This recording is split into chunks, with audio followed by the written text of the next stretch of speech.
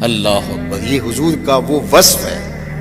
بلکہ مدینہ المنورہ میں ایک خاتون تھی جس کا توازن عقلی کچھ ٹھیک نہیں تھا، اور لوگ اس کے پاس کھڑے نہیں ہوتے تھے، چونکہ جب وہ بات چھیڑتی تھی تو اس کی بات اتنی طویل ہو جاتی کہ لوگوں کے اندر ہمت نہیں ہوتی تھی کہ اتنی دیر اس کے پاس کھڑے ہو کے اس کی باتیں سنیں، اور اس کی باتیں بھی الجھی باتیں ہوتی تھیں۔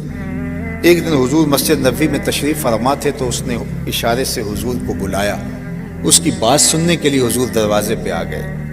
تو اس نے کہا میں نے آپ سے کوئی باتیں کرنی ہیں، تو آقا کریم نے فرمایا کیجیے۔ اس نے کہا یہاں نہیں کرنی۔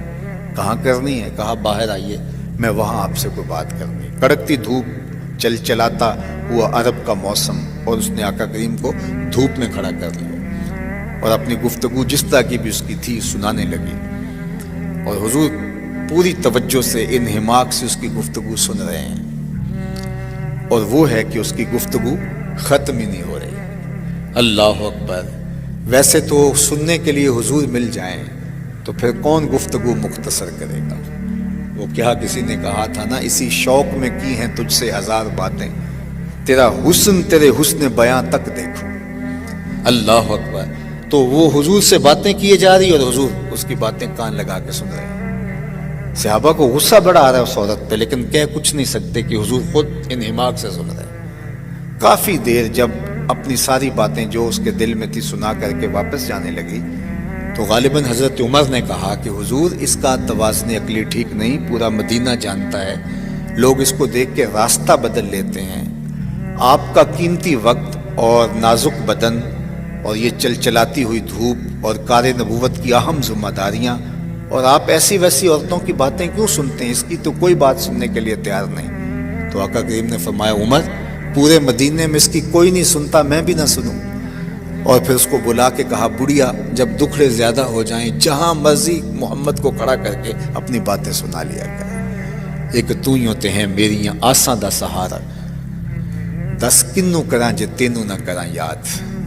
اللہ اکبر۔ وَتَحْمِلُ الْكَلَّ، ہر طرح کا بوجھ، اس کی باتوں کا بوجھ بھی اٹھا رہے ہیں۔ یہ ہے میرے حضور علیہ السلام کی سیرت۔ بعض اوقات ہماری مطابقت میں کوئی چیز نہ ہو تو ہم بعض اوقات ایک دم جھٹک کے چلے جاتے ہیں اور یہ نہیں سوچتے کہ اس کا دل دکھے گا۔ دو لمحے اگر اس کی بات سن لیں، آپ سمجھ بھی گئے ہیں پھر بھی سن لیں، اس کا دل ہلکا ہو جائے گا۔ ایک بزرگ تھے، تو ایک دفعہ میں کسی پرانی جگہ پہ گیا تو وہاں کتبے لگے ہوئے تھے، تو وہاں ابو الخیر علیہ رحمہ کا ایک ربائی لکھی تھی، خدا بندہ چنا کن کہ پریشان نہ شوم۔ یہ ربائی لکھی تھی تو میں نے وہ لکھ لی، نوٹ کر لی۔ تو جب ان بزرگوں کے پاس میں گیا تو وہ فارسی کا بڑا مذاق اچھا رکھتے تھے، تو میں نے سوچا کہ ان کو سناؤں گا، خوش ہوں گے۔ تو وہ بوڑھے بزرگ تھے تو میں نے ان کو وہ فارسی کی وہ ربائی سنائی، حکیم عبد الحی رحمۃ اللہ تعالیٰ علیہ۔ تو مرے کالج سیالکوٹ کے پرنسپل صاحب کو ان کی خدمت میں یوں آ کے بیٹھتے تھے اور اپنا بقیہ وقت وہیں گزارتے تھے۔ تو غلام علی صاحب بھی پاس بیٹھے تھے، تو میں بالکل نوعمر تھا، تو میں نے بڑے شوق سے یہ ربائی ان کو سنائی۔ تو وہ کہنے لگے وہ غلام علی صاحب یہ ذرا لکھ لو، بہت اچھی ہے۔ اور وہ باقاعدہ کاغذ لے کر آئے اور پوری ربائی نوٹ کی۔ تو اس کے بعد پھر اس کے اندر بعد میں نا انہوں نے کہا کہ یہ لفظ اگر ایسے ہو جائے تو جو ہے وہ ایسے زیادہ بہتر نہیں ہے۔ تو میں سمجھ گیا کہ یہ حضرت کو تو ربائی جو ہے وہ پہلے ہی آتی تھی۔ تو ایک دن دوبارہ ملاقات ہوئی تو ویسے ہی باتیں ہو رہی تھی کسی موضوع پہ، تو وہ اپنے بزرگوں کی بات سنانے لگے۔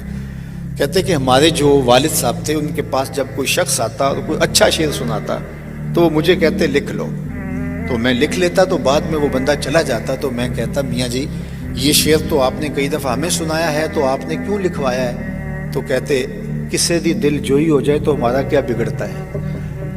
تو ہم تو کیا کرتے ہیں کہ کوئی اگر اچھا شعر کوئی سنانے لگے اور ہمیں آتا ہو تو ہم پہلے پڑھ کے بتا دیتے ہیں کہ تم تکلف نہ کرو، یہ مجھے آتا ہے۔ تو چھوٹی چھوٹی چیزوں سے کسی کی دل جوئی ہوتی ہے۔ اب اس عورت کی ساری باتیں حضور سن رہے ہیں اور اس کی باتیں الجھی ہیں۔ یہ اعلیٰ اقدار زندگی سے کہتے ہیں، حسن سے کہتے ہیں، جمال اسے کہتے ہیں، خوبصورتی سے کہتے ہیں۔ آپ اور میں کس کو خوبصورتی کہتے ہیں؟ ان چیزوں کا نام سیرت ہے، ان چیزوں کا نام کردار ہے۔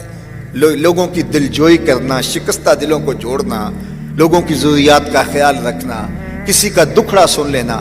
تمہارا کندھا اگر کسی کو رونے کے لیے دستیاب ہو جائے، کوئی تمہارے کندھے پہ سر رکھ کے رو کے اپنی بڑھاس نکال لے، تو اس سے اور کیا بہتر مصرف اس کندھے کا ہو سکتا ہے.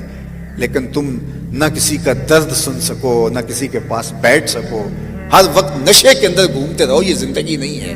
زندگی خود غرضی کا نام نہیں ہے، زندگی اوروں کے لیے جینے کا نام ہے. وَتَحْمِلُ الْكَلَّ، جس کا کوئی بوجھ اٹھانے والا نہیں، اس کا بوجھ آپ اٹھاتے ہیں. اور پھر چوتھا وصف حضور کا بیان کیا، وَتَقْسِبُ الْمَعْدُومِ، جس کا کوئی کمانے والا نہیں، اس کے لیے آپ کمائی کرتے ہیں، اس کی ضرورت آپ پوری کرتے ہیں. یہ زندگی کی خوبصورت تعبیر ہے. زندگی کہتے اسے اوروں کے لیے جینا، اوروں کے لیے کمانا. اپنے لیے تو سارے لوگ جیتے ہیں. یہ انسان ہی ہے جو صرف اپنے لیے خود غرضی کی زندگی گزارتا ہے، ورنہ پوری کائنات میں نظر دوڑا کر کے دیکھ لو. یہ درخت خود دھوپ میں جلتے ہیں اور اپنے چھاؤں میں، اپنی سائے میں بیٹھنے والوں کو آسودگی فراہم کرتے ہیں. درختوں نے اپنا پھل آج تک کبھی خود نہیں کھایا، اوروں کو دان کرتے ہیں. جانور دودھ دیتے ہیں، خود نہیں پیتے، اوروں کو دان کرتے ہیں. یہ پوری کائنات کا نظم اس طرح چل رہا ہے. یہ انسان ہی خود غرض ہے.